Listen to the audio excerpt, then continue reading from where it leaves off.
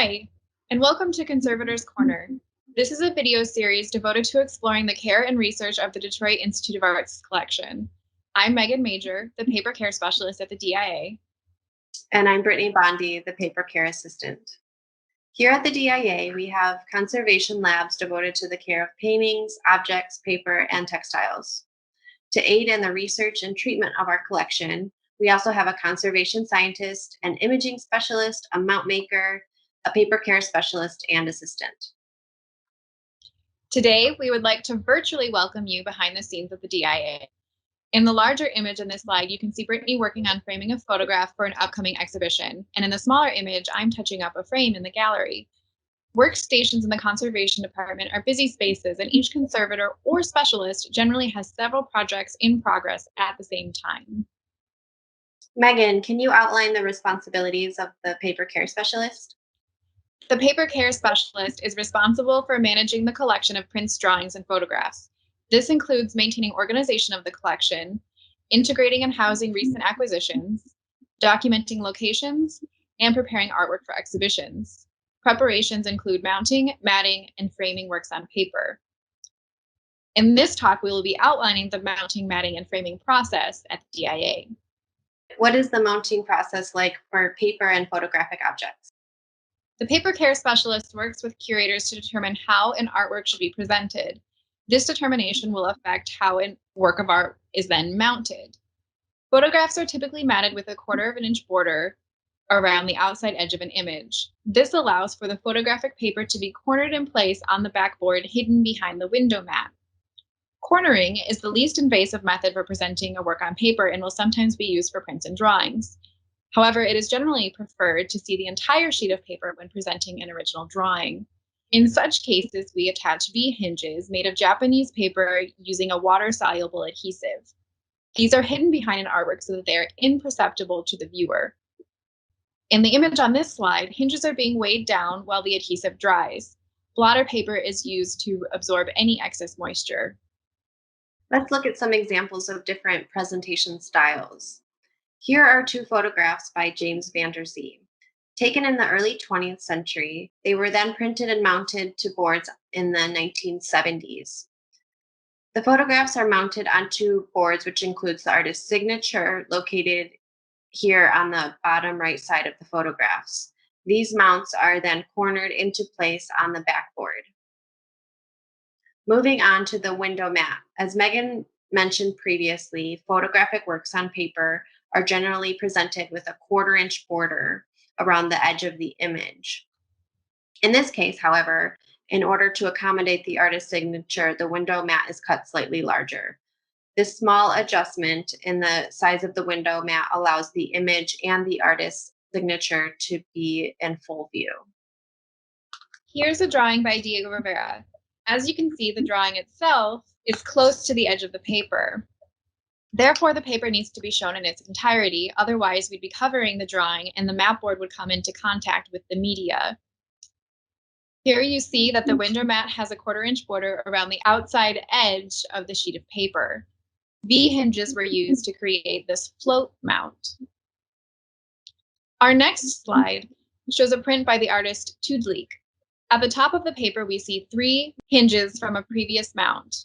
You may also see a color shift in the paper along the border, which has a wider margin along the top. This shift in color represents irreversible light damage. The piece was matted and exposed to damaging UV light, which caused the visible paper to darken over time. I want to note that at the museum, works on paper are not permanently on display. They are shown for a short period of time in order to limit the light exposure and ensure longevity. Brittanie, based on everything we've discussed, how would this work of art be presented? It should be over-matted to cover the previous light damage.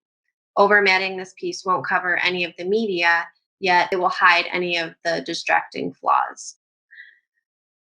Let's discuss the type of mat board we use and how we choose color and thickness when framing an artwork. We use 100% cotton rag museum board. Museum professionals learned over time that mounting materials containing lignin or wood pulp were destructive to the artwork. Of course, some artworks have what we call inherent vice, which means they themselves contain materials that are not archival and are self-destructive. However, as stewards of the collection, we do everything in our power to protect works of art from preventable damage. This includes mounting artwork with archival materials. This is especially important as the mats are in direct contact with the artwork and are essentially their housing. The museum keeps an array of colors of mat board in stock to choose from, which you can see here.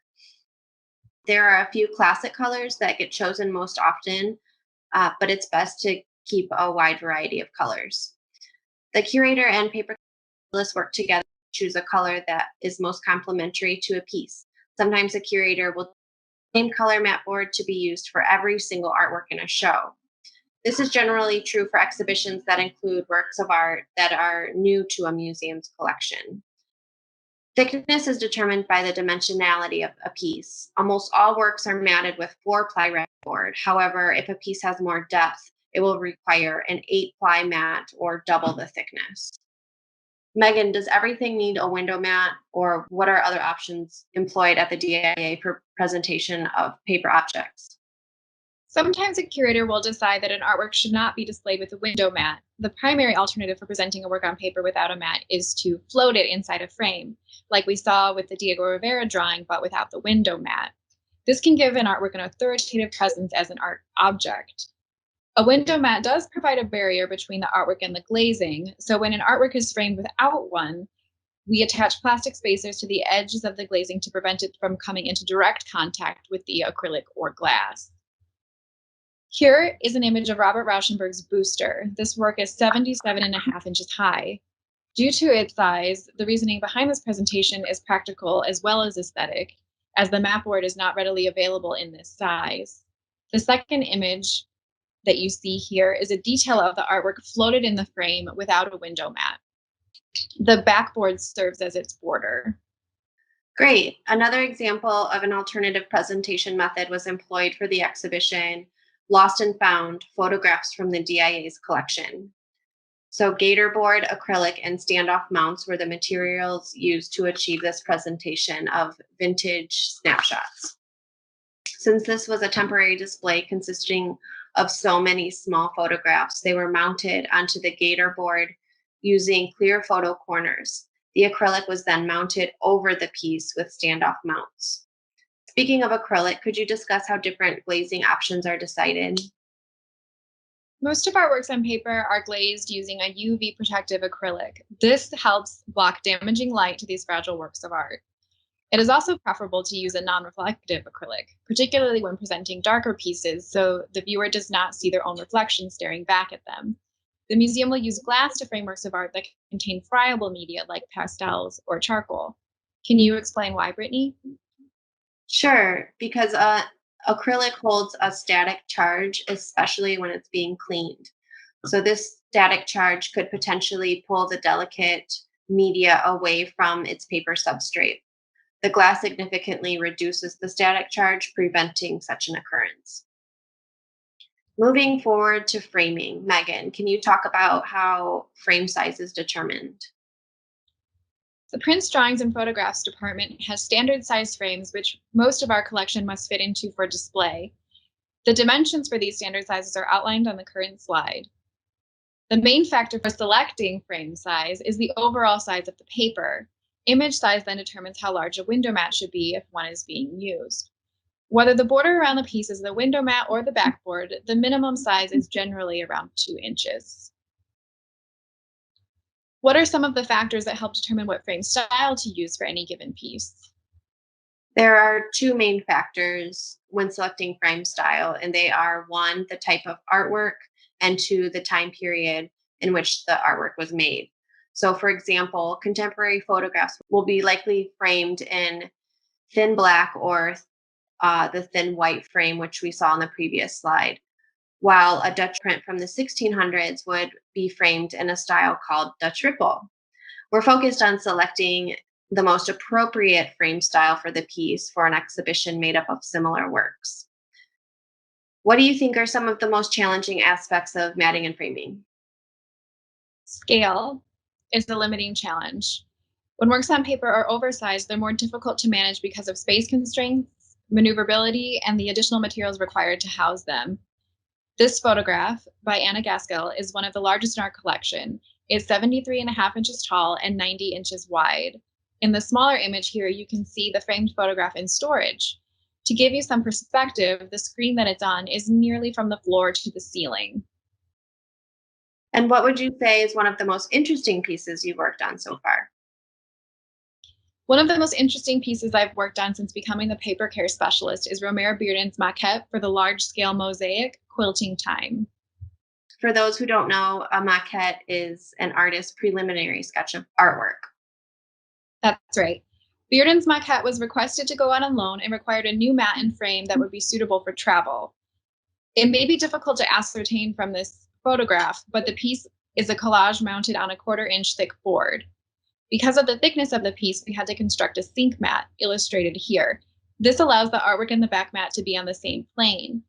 We then use an 8-ply mat board to accommodate the dimensionality of the paper pieces of the collage. Yes, I remember how involved the framing process was for the collage. Here is a view of the mosaic installed in the museum. You can find it on the second floor of the museum's Farnsworth entrance. Thank you for watching this video on mounting matting and framing at the DIA. Be on the lookout for our next installment of Conservator's Corner. Stay safe, and we look forward to seeing you in the museum soon.